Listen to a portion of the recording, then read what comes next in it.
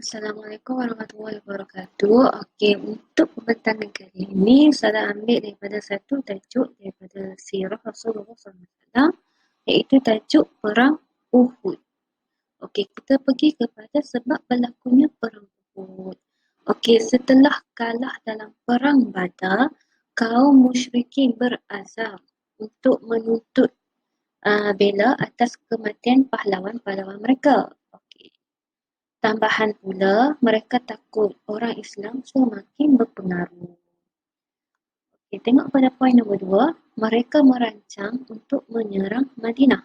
Okay, seramai 3,000 orang tentera musyrikin yang diketuai oleh Abu Sufyan.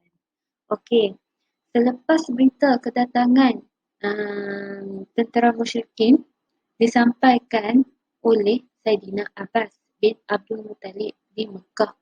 Okay, Saidina Abbas bin Abdul Muttalib ini merupakan bapa saudara Rasulullah. Okey, baginda iaitu Rasulullah SAW segera bermesyuarat dengan para sahabat. Okey, bila kejadian ataupun berlakunya Perang Uhud, pada bulan Syawal tahun ke-3 Hijrah, Rasulullah SAW bersama 1,000 orang tentera Islam bergerak menuju ke sebuah bukit di sebelah utara Madinah iaitu bernama Uhud. Okey, tentera musyrikin 3,000 orang, tentera Islam 1,000 orang. Okey, dalam perjalanan dari Madinah ke Bukit Uhud, seramai 300 orang tentera Islam menarik diri apabila dihasut oleh Abdullah bin Ubay. Okay, Abdullah bin Ubay ni merupakan ketua golongan munafik. Kenapa? Okay, kenapa digelar daripada golongan munafik?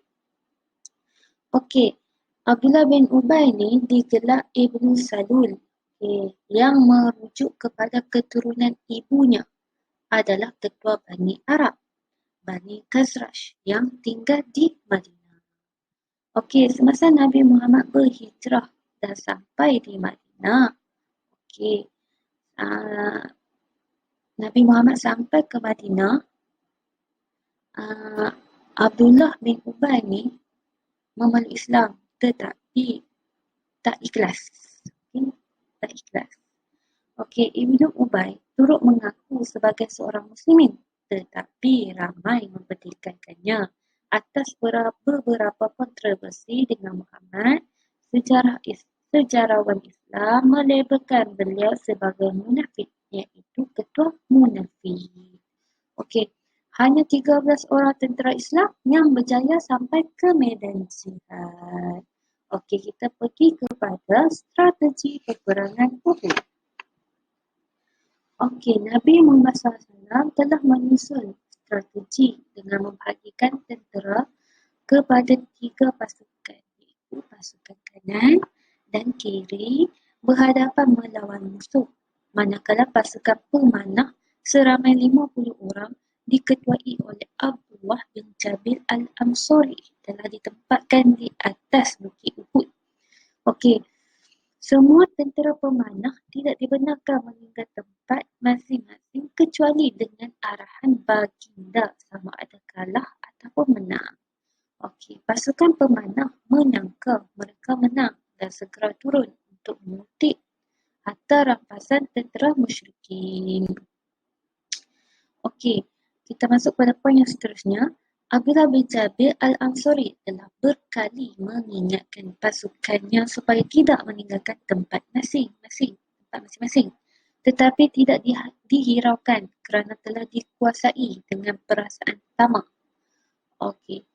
Khalid bin Al-Walid, iaitu ketua pasukan kuda musyrikin, telah mengambil kesempatan atas kesilapan tentera pemanah Islam.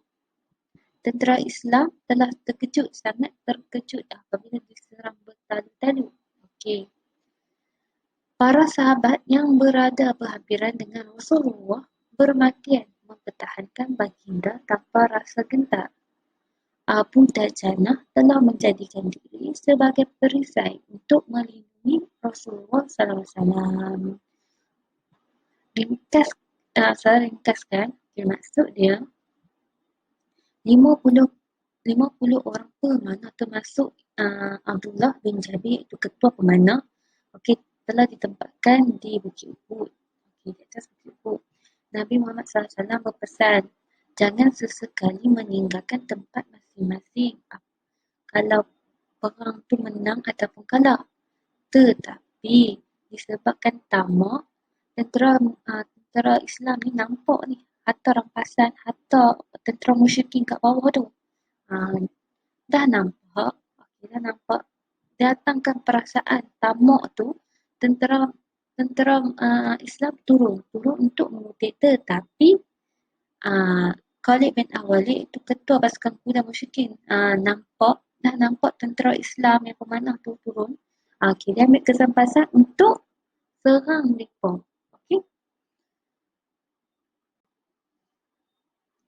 Kemalangan yang menimpa Rasulullah SAW. Yang pertama, Rasulullah mendapat kecederaan pada pipi dan kepala manakala gigi bakal patah. 70 orang tentera Muslim syahid termasuk Sayyidina Hamzah semasa kaum Muslimin berundur ke tempat asal mereka di kaki Bukit Uhud. Golongan wanita yang menyertai tentera musyrikin berkeliaran di medan perang sambil menetap dan memotong jenazah yang syahid. Golongan wanita tentera musyrikin yang mengikut, yang menyertai tentera musyrikin, berkeliaran di medan perang sambil menetap dan memotong jenazah orang Islam yang syahid.